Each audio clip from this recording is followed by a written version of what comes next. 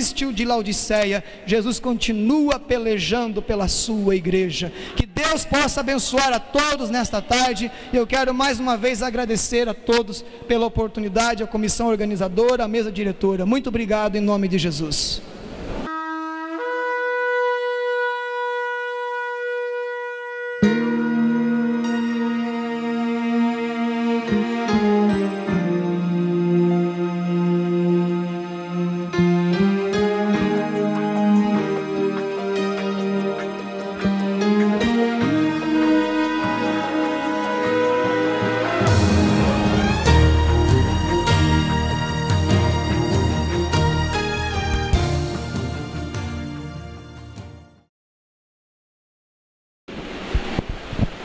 Convido a todos a repetir comigo essas palavras. Pastor Bertolino, o Senhor seja contigo. Uma palavra. Muito obrigado. Sempre. A paz do Senhor para todos os irmãos e irmãs.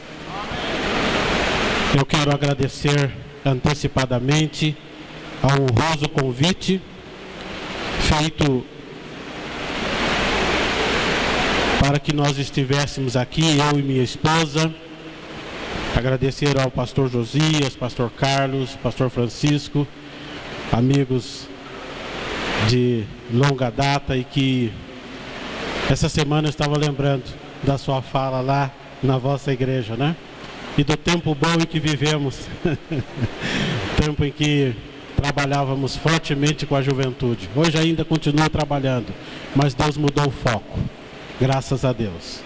Trago também a saudação da minha querida esposa, irmã Doris Bertolino, de meus filhos. Lamento pela não presença dela aqui.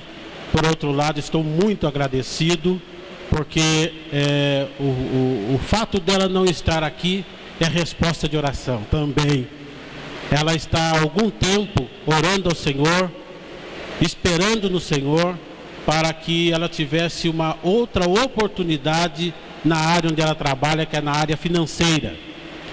E quando as esperanças já estavam indo, ela até somou o tempo de trabalho, 33 anos, pastor Mário ali também, nossa irmã, pastor Jorge, tantos outros aqui, que eu já abracei aqui. Quando ela completava 33 anos, ela falou: estou para aposentar, não resta mais nada. E de repente o Senhor mudou a história. Ela foi chamada pelo escritório de negócios e neste dia ela está fazendo uma entrevista para galgar um posto melhor na Caixa Econômica Federal, a instituição onde ela trabalha. Então, caiu neste dia o dia para que ela fizesse essa entrevista.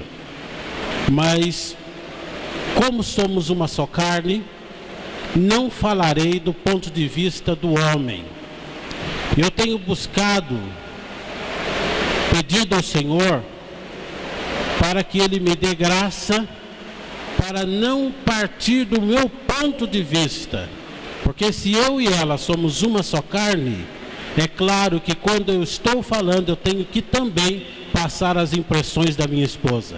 Melhor seria que ela estivesse aqui. Melhor seria. Mas trouxe algumas impressões que eu quero compartilhar com a igreja do Senhor aqui, em nome de Jesus.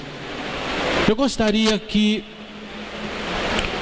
você, irmão, irmã, que está ao lado da sua esposa, neste momento em que nós vamos começar uma árdua tarefa, que a nossa irmã Sara colocou muito bem, não é fácil, não é fácil. E por não ser fácil, se encaixa exatamente no modelo do homem de Deus. Que o homem de Deus enfrenta coisas difíceis. É por isso que nós estamos aqui. A espada sempre colada à mão, a fronte levantada e a confiança no Senhor. Lutamos contra o que está posto aí. A proposta do mundo que está aí a nos desafiar.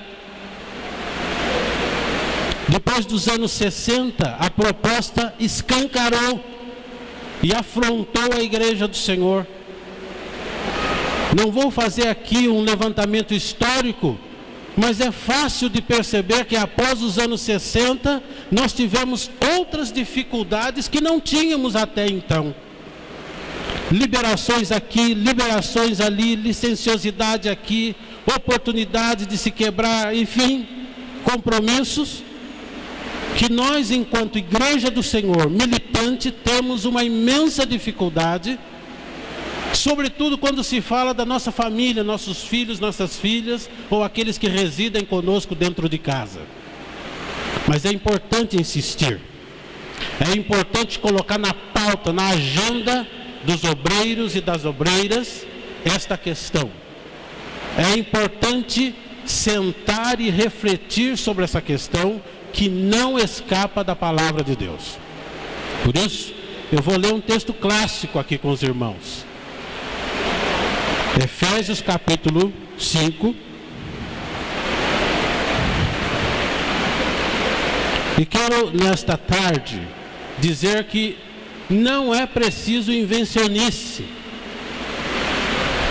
Não vou dizer nada aqui do que Deus colocou no meu coração que seja invencionice.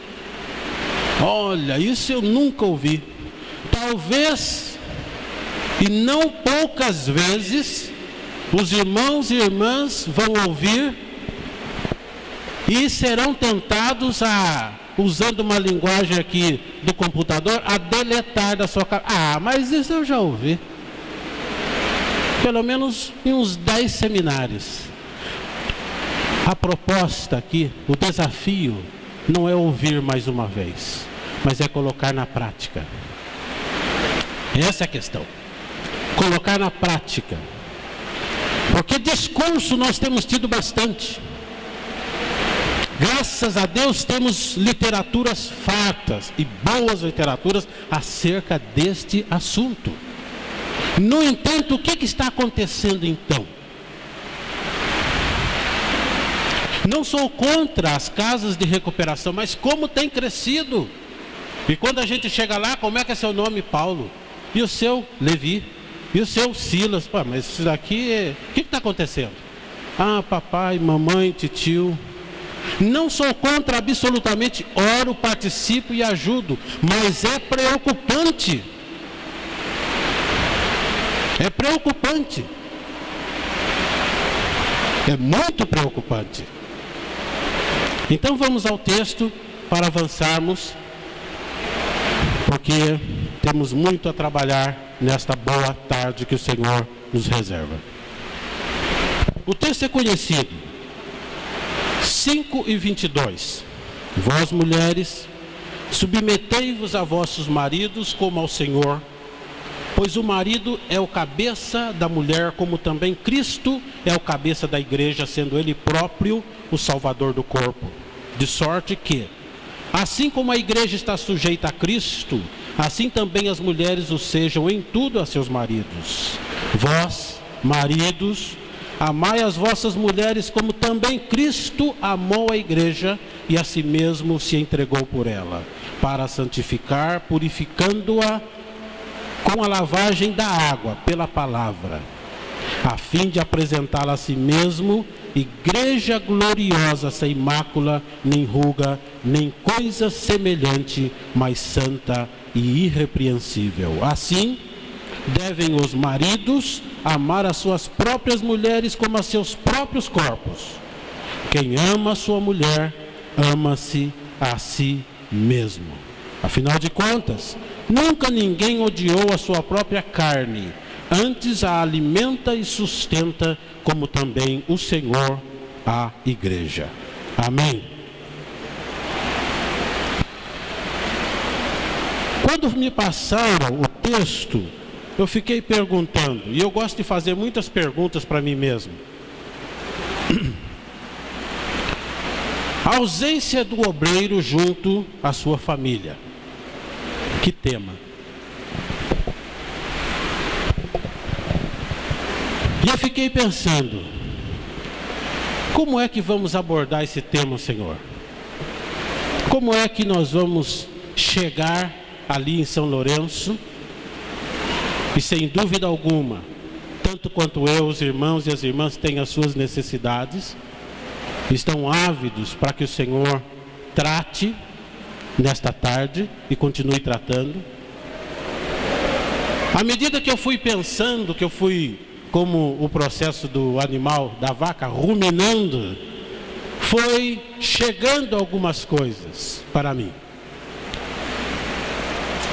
A ausência do obreiro junto à sua família. Ora, partindo do princípio elementar, por que nós nos unimos em casamento? É a primeira pergunta que devemos fazer.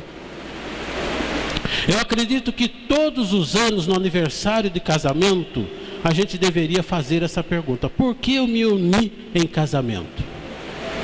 Sabe por que eu estou fazendo isso? Porque eu ouço cada piada de mau gosto de maridos acerca de suas esposas, que é difícil de engolir. E eu tenho um temperamento um pouco calado, eu acabo me recolhendo, às vezes para não ser um pouco grosseiro com o colega. Lá na frente eu chamo e falo: mas você acha que aquilo que você falou é correto? É essa posição, é esse o entendimento que você quer que seu filho, sua filha tenha da sua esposa? Ah, mas isso é brincadeira. Aliás, vai um detalhe aqui: as coisas mais importantes que a gente gosta de dizer e não consegue dizer diretamente, a gente diz brincando. Quem trabalha na área da psicologia sabe muito bem disso, né? A gente diz brincando, porque eu não vou fazer um enfrentamento com ele, então vou dar uma risadinha e vou falar assim, que daí fica assim um azeitado, né? Então, eu estava aqui numa região do Brasil e eu ouvi uma piada de tão mau gosto, uma fala de tão mau gosto, e eu gostaria de começar, e como estou começando, que nós repensássemos por que nós nos unimos em casamento. Eu sei que é óbvio, mas a solução está no óbvio. A palavra de Deus, ela tem muitas interpretações, mas o básico: Jesus veio, morreu por nós, deu a sua vida e quer nos salvar. Simples. Acabou. Muitos se casam para dar uma resposta aos seus parentes. Eu anotei aqui algumas coisas. Vou passar rapidinho por essa questão, porque eu não vou falar de casamento aqui, mas é só para refletir.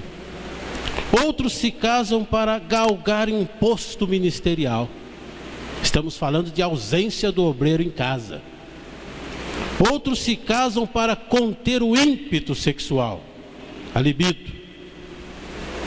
Outros se casam para fugir da autoridade dos pais. Sim, até homens.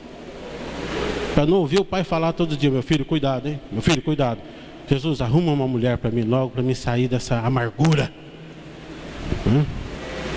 Outros se casam sem definirem a sua situação emocional. Daqui a pouco eu vou voltar nessa questão, que é uma questão importantíssima. Outros se casam por um conjunto de fatores, e aí começa a melhorar: lugar certo, pessoa certa e a bênção de Deus. Outros se casam porque compreendem minimamente a função do casamento, amam e desejam ser amados, via casamento glorificam a Deus. Aí está, como se diz, redondinho. Entenderam minimamente a função do casamento, amam e desejam ser amado.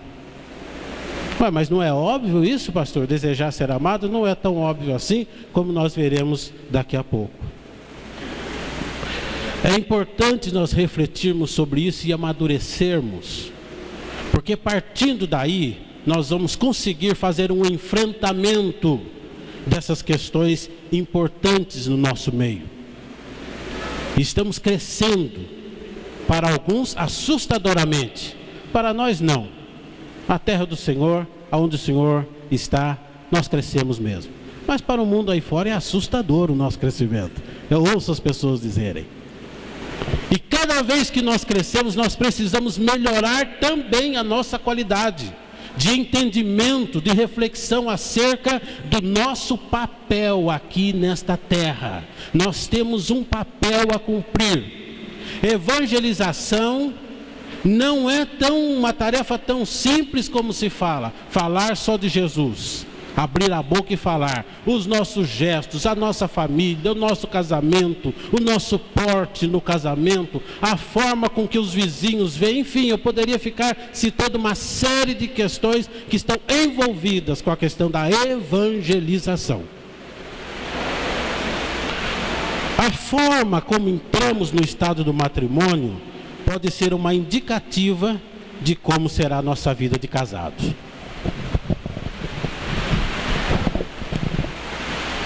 Eu, como pastor, eu sou muito difícil para fazer casamento.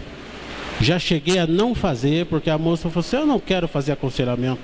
Mas tudo bem, minha filha, é um direito seu, é um direito meu também dizer que eu não quero assumir essa tremenda responsabilidade.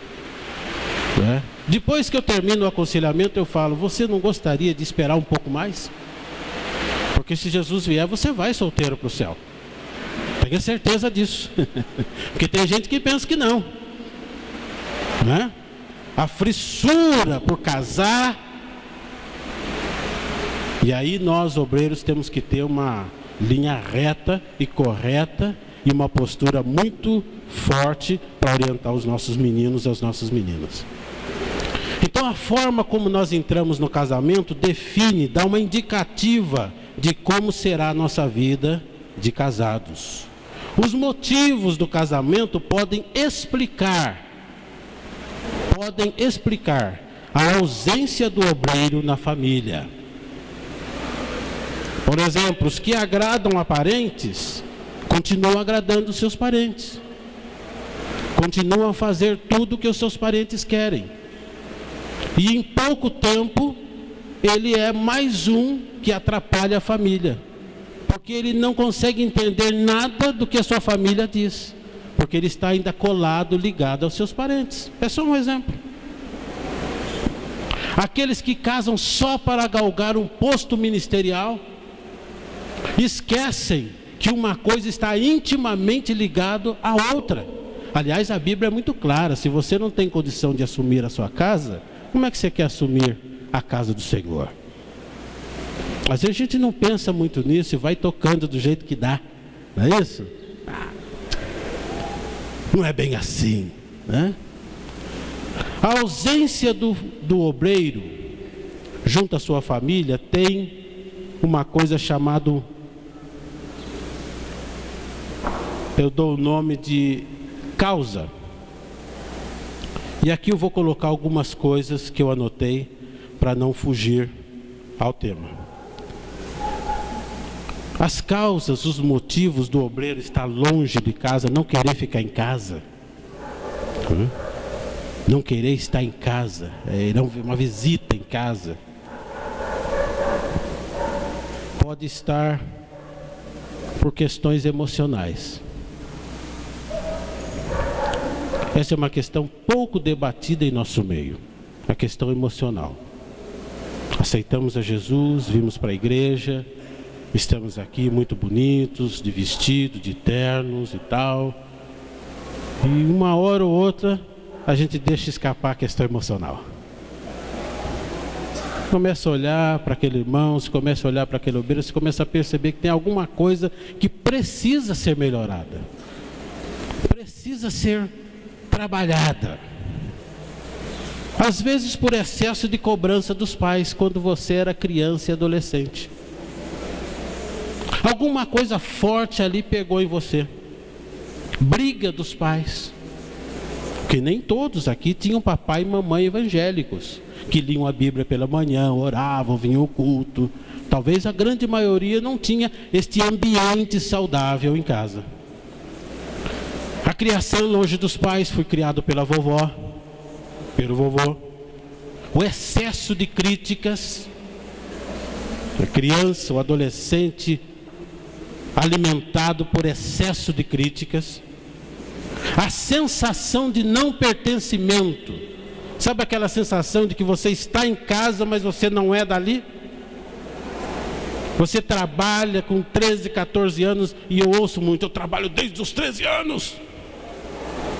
Né? Eu não admito. A gente já começa, opa, tem um problema aí. Porque a gente sempre quer alterar o outro de qualquer forma. Aquela sensação de não pertencimento, eu ouço muito. E de repente, lá vem, ele fala, sabe, pastor, parece que eu não era da minha casa. Eu estava ali, mas era um passante. Nunca ouviu alguém, ou o pai ou a mãe dizer, filho, eu te amo. E como isto pesa nesta conta nossa. Pesa porque nós trabalhamos também com pessoas que também muitas vezes têm esses problemas. Eu ia pedir, mas acabei mudando. Lá no final, se o Senhor me conduzir, eu peço novamente. Mas como é difícil dizer para o outro, eu te amo. Como é difícil. E esse conjunto e outras situações, outras causas que eu poderia trazer aqui, são questões importantíssimas que nós trazemos da nossa infância, da nossa adolescência, e quando nos unimos a uma mulher, levamos, alguns que trabalham com a linha emocional dizem, nós levamos as nossas malinhas junto, cada um traz a sua malinha, né? E quando chega em casa, lua de mel, cada um começa a abrir. Nos primeiros dias não, né? Primeiro dia deixa a malinha ali, depois do quarto, quinto dia, aí já começa a abrir as malinhas, e alguns já têm até ferramentas cortantes dentro da malinha. Então o problema emocional nós não vamos tratar aqui, mas eu gostaria que você sinalizasse se você se encaixa numa dessas daqui. É uma das razões. Por quê? A pessoa mal resolvida emocionalmente, ela tem dificuldade de aceitar o outro, ela não se quer bem, ela não se gosta, ela não consegue olhar para ela mesma, então ela quer transformar o outro de qualquer forma, porque aquilo que está no outro falta nele, é uma coisa meio... Então, quando você começa a ter o poder nas mãos, aí fica mais difícil, porque nós os obreiros temos o poder nas mãos. O poder supremo é do Senhor. Mas quando a gente entra na igreja, as pessoas nos respeitam, a nossa palavra, aquilo que dizemos. E às vezes a gente fecha o sobrolho assim e diz, é isso e ponto final. É um poder que nós temos na mão, certo ou não? Temos um poder. E trabalhar com poder é um negócio perigoso. Muito perigoso. Jesus tinha poder e tinha autoridade. Mas não é tudo igual? Não, senhores. Não é tudo igual, não. Então, ao olharmos para os nossos problemas emocionais, a crítica que o papai fazia, aquelas gozações que você não conseguia reagir, que acontecia dentro da sua família, isso você pode trabalhar aos pés de Jesus. Pode ser trabalhado também com o seu pastor, com um colega, abrindo-se, colocando-se. Nós temos muita dificuldade de mostrar a nossa humanidade. Nós temos uma grande dificuldade. O obreiro tem dificuldade. E muitas vezes somos insuflados pelo povo a não revelarmos a nossa humanidade. Passamos a ideia de um super. Eu já vou logo dizendo, não olhem para mim como um super. Quero ser exemplo sim, porque a Bíblia pede assim. Quero me esforçar para ser exemplo. Mas não olhe para mim como um super. A nossa humanidade precisa estar clara para as pessoas, para que elas possam também nos respeitar, para que que elas possam também aprender a nos amar. E sobretudo os nossos filhos, que ali entre os 12, 13, 14 anos começam a questionar a nossa autoridade. Às vezes eles não falam, mas eles olham e falam: papai não é aquilo tudo que eu pensava. E às vezes o filho não tem condições de verbalizar isto. E é preciso que nós, enquanto obreiros, entendamos. Daqui a pouco eu vou falar um pouco mais sobre isto. Mas a nossa humanidade precisa voltar. Mas como é isso, pastor? Explica mais a miúdo isto. Eu acabei de falar aqui que nós lidamos com o poder. Eu acabei de dizer aqui que nós temos um poder que está em nossas mãos e nós sabemos usar muito bem. E à medida que a gente vai trabalhando com isso, é mais ou menos como a gente que trabalha numa empresa. Eu tomo um cuidado muito grande para não dizer Sebastião da prefeitura. Eu não sou da prefeitura. Daqui a pouco eu começo a colar aquele cargo a mim. Eu sou simplesmente o Sebastião Bertolino. Atendo o telefone, Sebastião Bertolino. Nós temos que ter claro que aquilo que nós recebemos pertence a Deus. Por misericórdia Ele deu a nós. Mas os nossos filhos olham para nós e querem nos ver como pessoas. A nossa esposa quer nos ver como gente. Gente que tem medo, que tem insegurança, que tem problemas lá atrás emocionais mal resolvidos. E o problema é que quando a gente se posta como super-homem, então nós começamos a complicar tremendamente o relacionamento e começamos a não aparecer na família. Porque quando é que nós aparecemos? Quando nós interagimos. Não tem uma propaganda, um ditado que diz: quem não é visto, como é que é? Não é lembrado. E muitas vezes nós nos postamos de tal maneira que passamos a ser apenas um emblema dentro de casa. Olha, o pastor está chegando aí. E todo mundo já se ajeita, o pastor está chegando. Somos um emblema. Só falta arranjar um emblemão de pastor, colocar assim, né? E chegar e... Ou não é assim? Muitas vezes. Não precisa responder, mas eu quero que você... Esta tarde é tarde de reflexão e prática. Porque não vai adiantar nada terminar essa escola bíblica e você dizer: apanhei hoje, hein? Como apanhei? E resolveu alguma coisa? Talvez a ideia aqui não é bater. Até porque vocês têm excelentes pastores, são pastores e tem o Supremo Pastor, ele não bate. Então não seria eu que ia bater, mas é dar algumas dicas, né? Como Jesus falou: joga do lado direito, quem sabe aí tem uma mudança, não é isso? Deu uma dica, eles jogaram uma dica.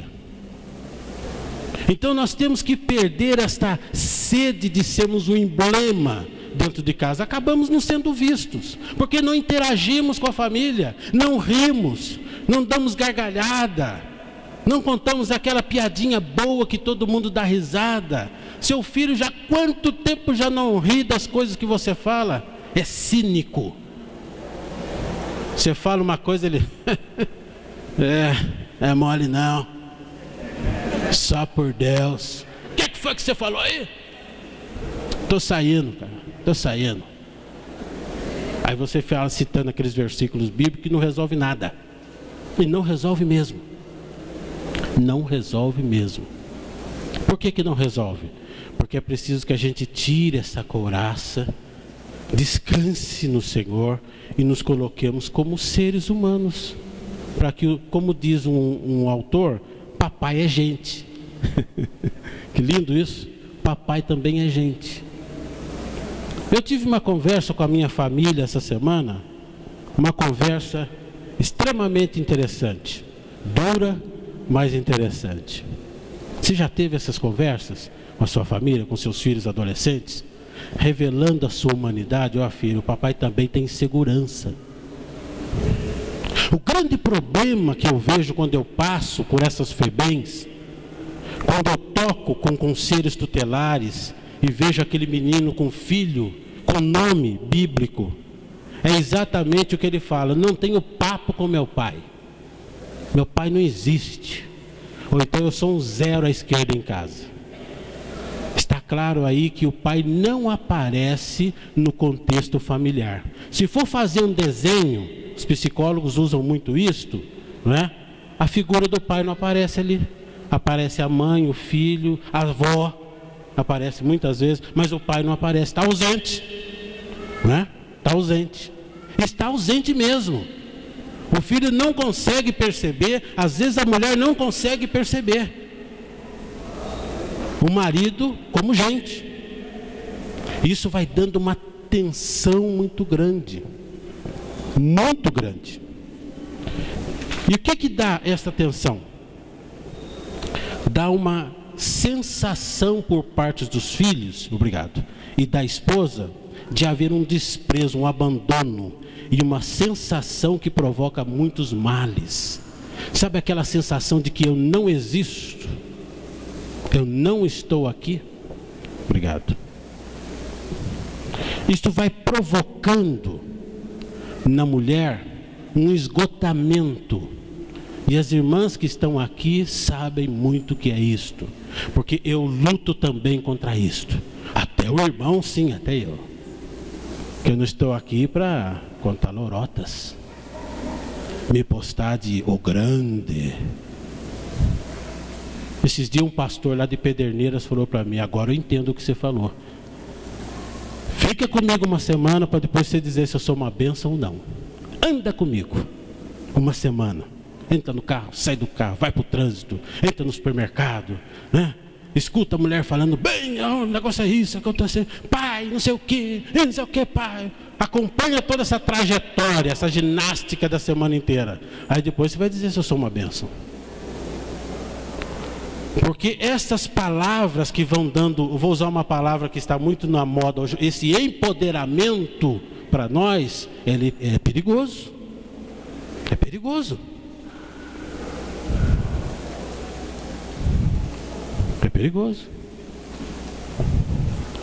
O crescimento vai havendo essa ausência do pai, essa figura que aparece apenas com um emblema de xerife, o que coloca ordem e tudo, o que não erra o tiro, né? Ele dá sempre o tiro certo. Se o filho ameaçou, ele pá, já tirou. A mulher ameaçou, ele já sei o que você quer. Mas eu nem falei. Mas eu sei. Já experimentaram isso? É horrível. Do ponto de vista feminino, é horrível. Vai criando uma tensão familiar interna, observada por silêncio. Já viu aqueles filhos que não falam? Talvez seja a sua situação. O menino não fala, não conversa com você.